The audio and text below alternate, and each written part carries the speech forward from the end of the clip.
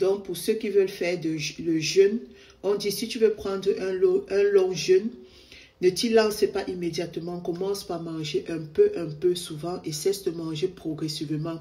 Et ainsi, après, tu pourras commencer dans ton jeûne. Parce que les gens ont tendance, par exemple, à faire de longs jeûnes, à manger et après commencer directement. Donc, vous n'allez pas tenir.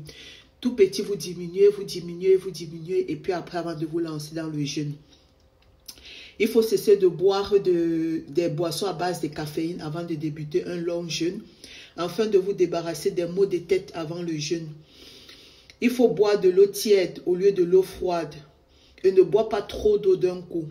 Ne bois pas de lait, du café ou d'autres breuvages pendant le jeûne, car cela sera considéré comme du régime et non comme du jeûne. Ajoute quelques gouttes de citron dans de l'eau pour en améliorer le goût. L'eau aide à désintoxiquer ton organisme. Ne prends pas trop de bains chauds pendant un jeûne prolongé, car cela pourrait causer des vertiges.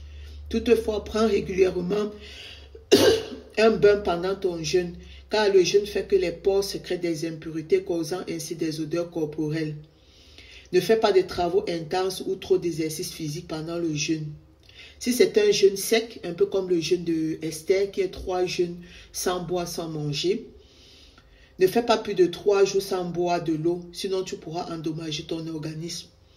Passe beaucoup de temps dans la prière, la lecture et la méditation de la parole de Dieu, sans lesquelles ton jeûne ne serait qu'une grève de la faim. Et c'est ça souvent que le pasteur Seka dit souvent. Un jeûne sans prière, sans méditation, sans lire la parole est une grève de la faim. Ce n'est pas du tout un jeûne.